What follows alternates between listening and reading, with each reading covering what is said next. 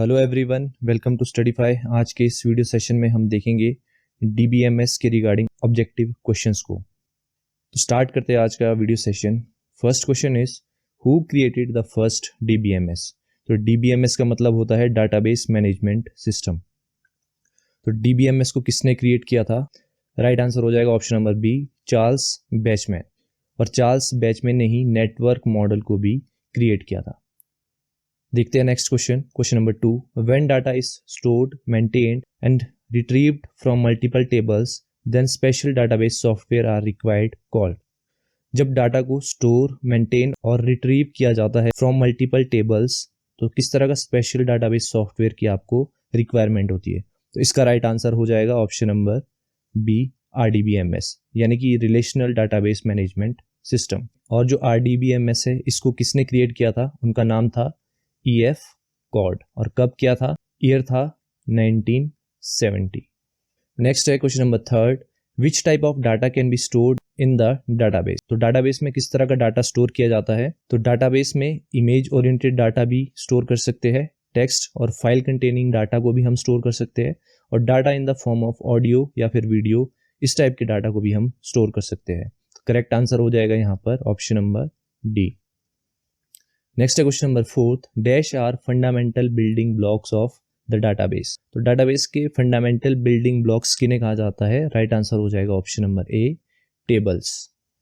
Next है question number 5, which of the following is not a type of database. तो hierarchical भी आपका एक डाटाबेस मॉडल है, नेटवर्क भी आपका एक मॉडल है, और डिस्ट्रीब्यूटेड भी आपका यहाँ पर एक मॉडल है। तो राइट आंसर हो जाएगा यहाँ पर ऑप्शन नंबर डी। नेक्स्ट है question number 6, DBMS helps to achieve. तो DBMS हमें क्या अचीव करने में हेल्प करता है? सबसे पहले हम मतलब जान लेते हैं। डाटा इंडिपेंडेंस का क्या मतलब है? जैसे 3 लेवल्स रहते हैं आपके डाटाबेस आर्किटेक्चर में। फर्स्ट होता है आपका एक्सटर्नल लेवल, उसके बाद आता है कॉन्सेप्चुअल लेवल, उसके बाद होता है आपका इंटरनल लेवल। तो यहाँ पर डाटा इंडिपेंडेंस का मतलब क्या है? अगर आप किसी एक भी लेवल पर आप कोई भी चेंज कर रहे हैं, तो जो अनदर लेवल है वहाँ पर कोई इफेक्ट नहीं पड़ना चाहिए। ठीक है, मतलब हर एक लेवल आपस में कैसे है? इंडिपेंडेंट, कि आप अगर किसी एक लेवल में चेंज करेंगे तो दूसरे लेवल को कोई इफेक्ट यहाँ पर नहीं पड़ेगा। तो ये मतलब है आपका डाटा इंडिपेंडेंस का। सेकंड देखते हैं रिडंडेंसी। रिडंडेंसी का मतलब होता है आपका डुप्लीकेसी। ठीक है, यानी कि जो डुप्लीकेट वैल्यूज है वो वहां पर रह सकती है। ठीक है, ये मतलब है आपका रिडंडेंसी का। तो इसका राइट आंसर हो जाएगा यहाँ पर option number D, both A and C. Next है आपका question number 7, set concept is used in. तो सेट का जो कॉन्सेप्ट है ये यूज किया जाता है इन नेटवर्क मॉडल। तो राइट आंसर हो जाएगा option number A. Next question number 8, which data structure is used in hierarchical model records. तो कौन सा डाटा स्ट्रक्चर आपका यूज किया जाता है? तो इसका जो राइट आंसर है वो है आपका option number B, tree data structure. और जो ट्री डाटा स्ट्रक्चर है वो कैसा है आपका? Non linear data structure. ठीक है, next question number 9, a relational database developer refers to a record as. तो इसका राइट आंसर हो जाएगा option number B, tuple. Next question number 10, तो यहाँ पर क्वेश्चन नंबर जो 10 है ये भी रिपीट हो गया है, तो इसका राइट आंसर हो जाएगा यहाँ पर ऑप्शन नंबर बी। नेक्स्ट है आपका question number 11, which of the following is the database administrators function. तो यहाँ पर आपको बताना है DBA के फंक्शंस को। तो DBA के फंक्शंस क्या क्या होते हैं? डाटाबेस को डिजाइन करना, डाटाबेस से बैकअप लेना, जो परफॉर्मेंस है उसकी मॉनिटरिंग करना। ठीक है, ये भी आपका फंक्शन होता है DBA का। और यूजर के बीच कोऑर्डिनेशन बनाना, ये किसका काम होता है? DBA का। ठीक है, और जो DBA है वो कौन से लेवल पर काम करता है? वो काम करता है ऑन कॉन्सेप्चुअल लेवल। तो ये भी आपको याद रखना है। तो इसका राइट आंसर हो जाएगा option number D. Next question number 12, the data model which describes how the data is actually stored. तो इनमें से आपको बताना है कि कौन हमें यहाँ पर बताता है किस तरह से जो आपका डाटा है वो स्टोर करना है। तो 3 लेवल्स होते हैं, एक होता है आपका एक्सटर्नल लेवल, फिर आता है आपका कॉन्सेप्चुअल लेवल, और फिर आता है आपका इंटरनल लेवल। जो कॉन्सेप्चुअल लेवल रहता है ये हमें बताता है कि what data to be stored, हमें किस तरह का जो डाटा है वो स्टोर करना है। ठीक है, और जो इंटरनल लेवल है ये हमें बताता है how the data will be stored. ठीक है, कि किस तरह से जो डाटा आपने डाटाबेस में स्टोर करना है वो किस तरह से आपने करना है, वो कौन बताता है? Internal level. और कॉन्सेप्चुअल लेवल क्या बताता है कि what data to be store, किस टाइप का जो डाटा है, आइदर वो इमेजेस फॉर्म में रहेगा, ठीक है, या फिर वो ऑडियो है या फिर वीडियो है, मतलब किस तरह का डाटा आप स्टोर करने वाले, वो कौन बताता है, कॉन्सेप्चुअल लेवल। और जो आपका एक्सटर्नल लेवल है वो आपका किसके साथ इंटरेक्ट करता है, डायरेक्ट यूजर्स के साथ। तो ये चीज़ें आपको याद रखनी है। तो इसका जो राइट आंसर हो जाएगा यहाँ पर, that is option number A, ठीक है, इंटरनल मॉडल। नेक्स्ट है question number 13, data about data is normally termed as. तो डाटा अबाउट डाटा को हम क्या बोलते हैं, मेटा डाटा। तो राइट आंसर हो जाएगा ऑप्शन नंबर सी। नेक्स्ट है question number 14, in an object oriented model one object can access data of another object by passing. तो इसका राइट आंसर हो जाएगा option number B, message. Next है question number 15, a view of database that appears to an application program is known as. तो इसका जो right answer है that is option number B, sub schema. और sub schema को ही हम क्या बोलते हैं, एक्सटर्नल स्कीमा, जो डील करता है डायरेक्टली विद यूजर्स। नेक्स्ट है question number 16, a top to bottom relationship among the items in a database is established by. तो टॉप टू बॉटम अप्रोच कहाँ पर फॉलो की जाती है, इसका राइट आंसर हो जाएगा यहाँ पर option number A, hierarchical schema. Next है question number 17, the level of data abstraction which describes how the data is actually stored. तो ये कॉन्सेप्ट मैं आपको बता चुका हूँ कि 3 लेवल्स रहते हैं, external level, conceptual level and internal level. जो कॉन्सेप्चुअल लेवल है ये हमें बताता है कि what data to be stored, और इंटरनल लेवल क्या बताता है, how data will be stored. और इंटरनल लेवल को ही हम क्या बोलते हैं, फिजिकल लेवल, ठीक है। तो ये चीज़ें भी आपको याद रखनी है। और कॉन्सेप्चुअल लेवल को एक और नाम बोलते हैं हम लॉजिकल लेवल, ठीक है। तो ये चीज़ें भी याद रखनी है। तो इसका राइट आंसर हो जाएगा option number B, physical level. Next है question number 18, collection of information stored in a database at a particular moment is. तो जब भी डाटा को स्टोर किया जाता है in database at a particular moment of time, उसको हम क्या चीज़ बोलते हैं, इंस्टांस। तो करेक्ट आंसर हो जाएगा यहाँ पर ऑप्शन नंबर सी। नेक्स्ट है question number 19, the syntax of a user query is verified by. तो इसका राइट आंसर हो जाएगा option number C, parser. Next है question number 20, in a hierarchical database a hashing function is used to locate. तो hashing function को किस लिए use किया जाता है, टू लोकेट रूट। तो राइट आंसर हो जाएगा ऑप्शन नंबर ए। नेक्स्ट है आपका question number 21, which of the following are the properties of entities. तो एंटिटीज की प्रॉपर्टी को हम क्या बोलते हैं, एट्रीब्यूट। तो राइट आंसर हो जाएगा ऑप्शन नंबर सी। नेक्स्ट है question number 22, which of these is not a database object. तो इसका राइट आंसर हो जाएगा option number C, cursor. Index, sequence and trigger ये आपके क्या है, डाटाबेस ऑब्जेक्ट्स। नेक्स्ट है question number 23, which one of the following design is both software and hardware independent. तो इसका राइट आंसर क्या हो जाएगा, ऑप्शन नंबर सी, कॉन्सेप्चुअल।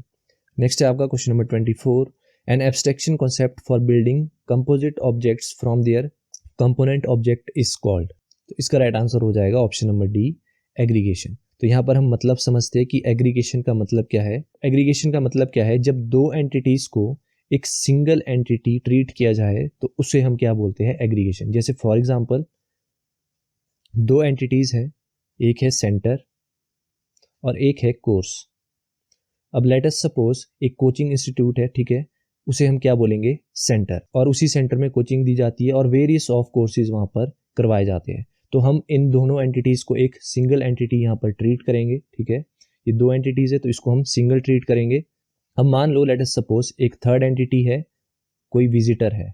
अब किसी ने कोचिंग लेने जाना है तो विजिटर क्या करेगा, वो विजिट करेगा इंस्टीट्यूट में, और वहाँ की एंटिटीज क्या है, आपका सेंटर। और वही सेंटर आपके क्या कराता है, डिफरेंट कोर्सेज। तो ये क्या है आपका एग्रीगेशन।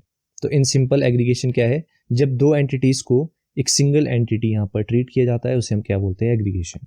नेक्स्ट है question number 25, manager's salary details are hidden from the employees, this is. तो इसका राइट आंसर क्या हो जाएगा आपका, option number A, conceptual level data hiding. अब 3 लेवल्स हमने पढ़े थे, external, conceptual and internal level. External आपका डायरेक्टली डील करता है विद यूजर, कॉन्सेप्चुअल लेवल आपका इंटरमीडिएट रहता है एक्सटर्नल लेवल और इंटरनल लेवल के बीच। तो इसका राइट आंसर क्या हो जाएगा, कॉन्सेप्चुअल लेवल। नेक्स्ट आपका question number 26, which one is the lowest level data model. तो इसका राइट आंसर क्या हो जाएगा, option number A, physical data model, यानी कि इंटरनल डाटा मॉडल, ठीक है। Next question number 27, a report generator is used to. ये इंपॉर्टेंट क्वेश्चन है, ये पहले भी पूछा गया है, तो इसका राइट आंसर क्या हो जाएगा? Option number B, print files on paper. Next है question number 28, top level manager uses, तो इसका राइट आंसर हो जाएगा option number B, external information only. Next question number 29. A large computer information system maintains many different computer files. Which amongst them is called a perpetual file? तो इसका right answer हो जाएगा option number C, master file. Next है question number 30. A set of objects that share a common structure and a common behavior is called. तो इसका right answer हो जाएगा option number B, class.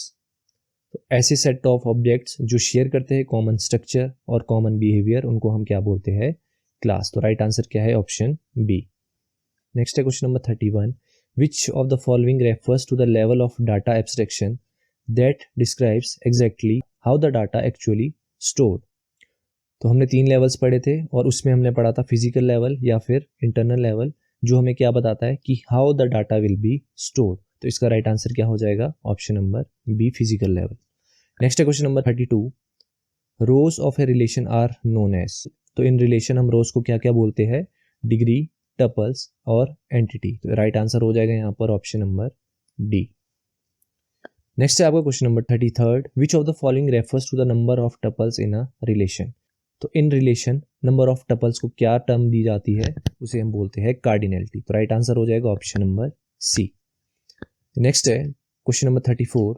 Which of the following is a top-down approach in which the entity higher level can be divided into 2 lower sub-entities? तो इसका right answer हो जाएगा यहाँ पर ऑप्शन नंबर सी, स्पेशलाइजेशन। तो aggregation हमने यहाँ पर समझ लिया था, अब हम देखते हैं स्पेशलाइजेशन। इन स्पेशलाइजेशन यहाँ पर फॉलो की जाती है टॉप डाउन अप्रोच, यानी कि यहाँ पर एक सिंगल एंटिटी को डिवाइड किया जाता है इनटू डिफरेंट एंटिटीज। ठीक है, तो ये मतलब है आपका स्पेशलाइजेशन का। नेक्स्ट है आपका question number 35. In which one of the following the multiple lower entities are grouped together to form a single higher level entity. तो इन स्पेशलाइजेशन क्या किया जाता था? एक सिंगल एंटिटी को डिवाइड किया जाता था इनटू डिफरेंट एंटिटीज। ठीक है, और एग्रीगेशन में क्या होता था?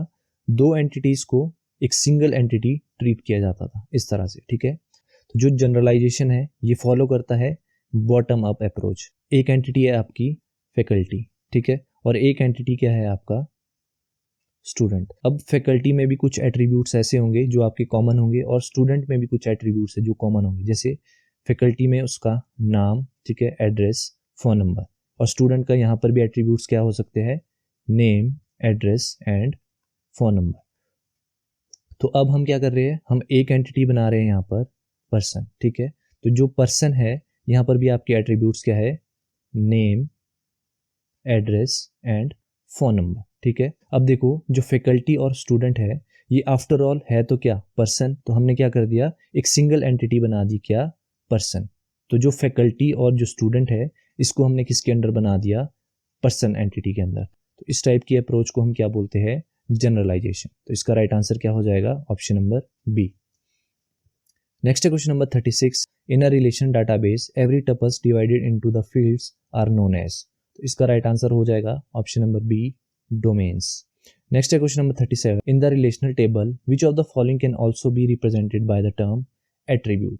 तो इसका राइट आंसर हो जाएगा option number C, column. Next है question number 39. Which of the following command is used to save any transaction permanently into the database. तो इसका राइट आंसर हो जाएगा ऑप्शन नंबर ए, कमिट। जो कमिट और roll back commands है ये आपके किसके अंडर आती है? TCL, transaction control language. Next आपका question number 40. Which one of the following commands is used to restore the database of last committed state. तो इसका राइट आंसर हो जाएगा ऑप्शन नंबर बी। नेक्स्ट है question number 41. Which one of the following command is used for removing a relation from the SQL database. तो relation को delete करने के लिए कौन सी कमांड यूज की जाती है? राइट आंसर हो जाएगा ऑप्शन नंबर बी, ड्रॉप। और ड्रॉप किस तरह की कमांड है? ये आती है under DDL, means data definition language. और कौन कौन सी DDL कमांड्स होती है आपकी?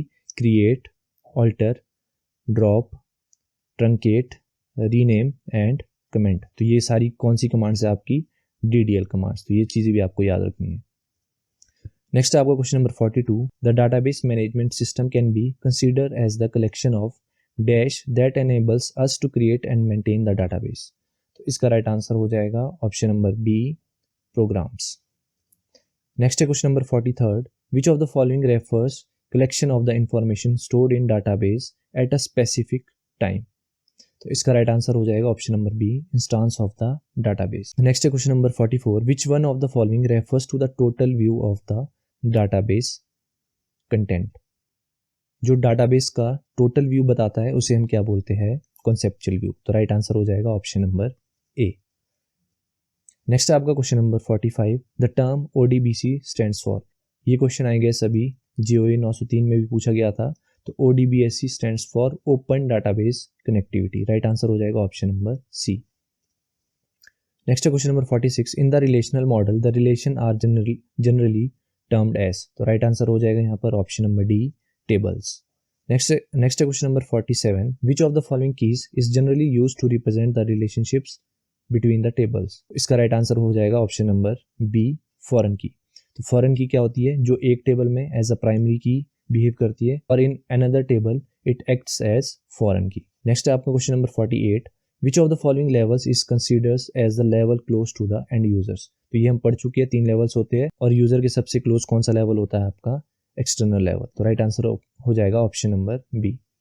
नेक्स्ट है question number 49, which one of the following is commonly used to define the overall design of the database. तो जो हमें डाटाबेस का ओवरऑल डिजाइन बताता है उसे हम क्या बोलते हैं, स्कीमा। राइट आंसर हो जाएगा ऑप्शन नंबर सी। नेक्स्ट है आपका question number 50, which one of the following command is used to modify a column inside a table. तो किसी भी टेबल में अगर आपको कॉलम को मॉडिफाई करना है, ठीक है, तो कौन सी कमांड आपको यूज करनी पड़ेगी यहाँ पर, ऑल्टर कमांड।